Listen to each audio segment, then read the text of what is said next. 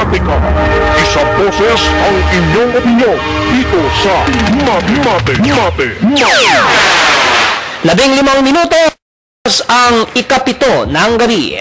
Matika, isang boses ang inyong opinyon dito sa Mate. Welcome po sa programang Mate ngayong araw ng Huwebes, ika-22 ng Hulyo taong 2010. Matika, isang boses ang inyong opinyon dito sa Mate. At syempre, ang inyong lingkod, Sal Delano, na nag-imbita po sa inyo na sana samahan nyo kami ng aking katuwang sa ating programa ngayong gabi sa loob lamang po ng isang oras, alas 7 hanggang alas 8. Dito lamang po sa impilang DZRJ 810 kHz sa inyong mga talapihitan. Ito po ang Radyo Bandido. Matika, isang boses ang inyong opinyon dito sa Mate. At syempre, bumabati po tayo ng magandang umaga, magandang hapon at magandang gabi sa lahat po na ginaabot ng ating broadcast. At syempre, sa ating mga nakikinig at nanonood sa ating ina-upload sa YouTube. Matika, isang boses ang inyong opinyon dito sa Mate. Araw na naman po ng Huwebes, ito po segment na Gates to Prosperity. At syempre ang katuwang po natin sa ating programa tuwing araw po ng Huwebes dito sa ating segment na Gates to Prosperity ay ang sponsor po ng Americans for a Better Philippines. Walang iba kung hindi si Engineer Arthur B. Uy na nandun ngayon sa Los Angeles, California. Pero syempre kahit na nandun po siya sa Los Angeles, California ay hindi niya po ng ating programa dahil advokasya po nila na makatulong dito sa ating bansa upang syempre kahit na papano ay malunasan ang matinding kahirapan na nararamdaman ng ating bansang Pilipinas. Kaya't sa kabila ng kanilang matiwasay at mariwasang pamumuhay sa Estados Unidos, ang kanilang kaisipan at pagsusuri ay nandito pa rin sa Pilipinas upang sa ganon ay makatulong sila sa pamamagitan ng pagmumungkahi ng mga solusyon sa mga nakita nilang pangunahing problema dito sa ating bansa. Bueno, narito na po sa ating kabilang linya, straight from Los Angeles, California, si Engineer Arthur B. Uy. Engineer, magandang umaga sa iyo dyan at syempre magandang gabi rito sa Pilipinas. Good evening, Calvin and Rohan. Thanks for having me. Okay, thank you very much, Engineer, for always joining us in our program. Okay, no? Engineer, no? At siyempre, sa ngayon ay talagang bago na nga ang ating Pangulo, pero nandun pa rin yung problema ng terorismo, lalo dyan sa South, ano? At kamakailan lang ay buti naman at napalayan, ano? Itong anak ng COMELEC Commissioner na si Commissioner Yusop, ano? Na kung saan ay muli na namang kinidnap ng isang grupo ng mga terorista dyan sa Southern Philippines. At syempre, dito rin sa Luzon ay meron ding mga manakanakang ambush na isinasagawa naman ng mga ibang rebeldeng grupo tulad ng New People's Army. So ito nga yung matagal nating tinatalakay noon, ano, di ba, na ang isa sa solusyon na nakikita ng Americans for a Better Philippines sa mga problemang ito, lalo na ng terorismo dyan sa Southern Philippines, ay ang the right to bear arms. Ano po? Ang karapatang mag-ari ng sandata ng mamamayan. Ang tanong natin dito ngayon na engineer, ano, ay meron bang posibilidad na ang Pangulong Pinoy ay ipagkaloob sa mamamayang Pilipino ang karapatang mag-ari ng sandata? Engineer? I-explain namin sa kanya na kailangan na gawin na kagad yan kasi kagaya ngayon yung usapan dito, ang daming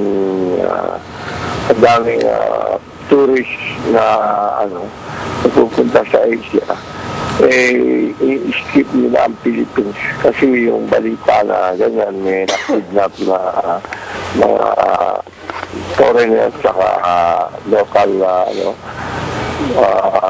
citizen dyan sa bandang South. Mhm. Kaya lang, ang impression ng mga tao, pag meron balitang ganun, parang buong Philippines na rin. Mhm. So, kailangan pa rin maiwasan natin sa balita, yung mga ganyang balita na laging meron kidnapping ng mga dyan sa South. Mhm. Tapos, kami naman na balikbayan na naintindihan namin ang sitwasyon, kailangan din talaga yung the right to bear arms kasi kailangan nito yung mga ina-ambush na mga mamamayan dyan ng kukonting mga rebelde.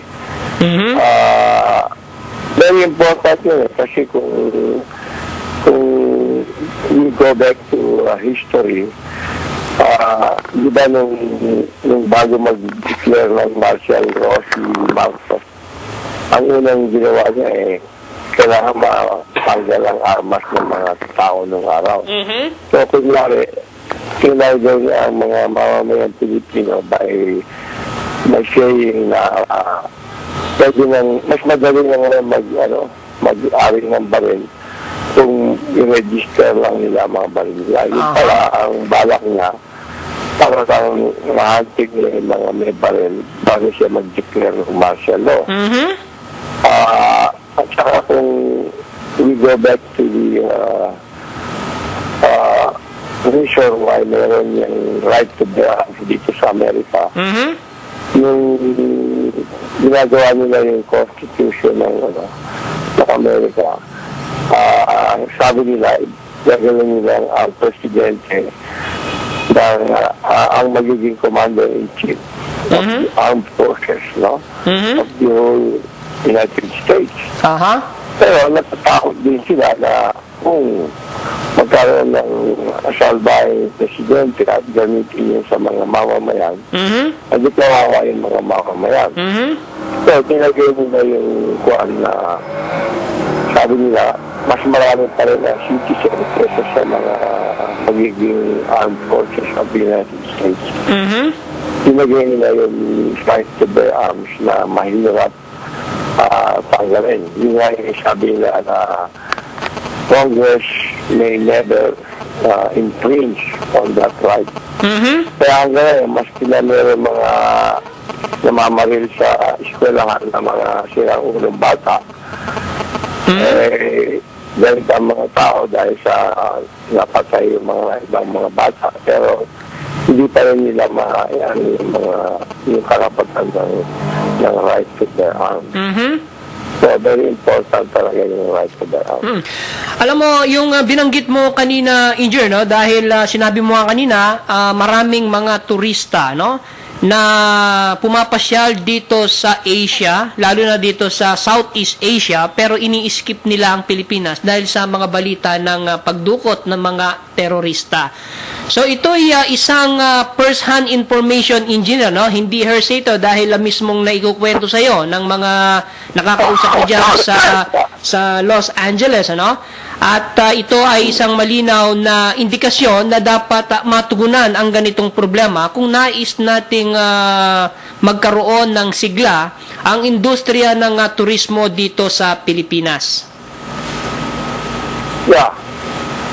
Importante na para magkaroon ng katahimikan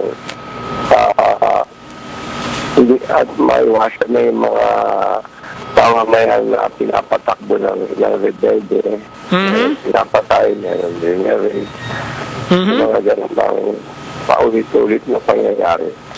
Kailangan ito na yan, maintindihan na natin na hindi mo maasahan talaga ang military na laging ipagtatanggol niya itong mga mamamayan sa mga ganyang pangyayari. Paulit-ulit na yan. Okay,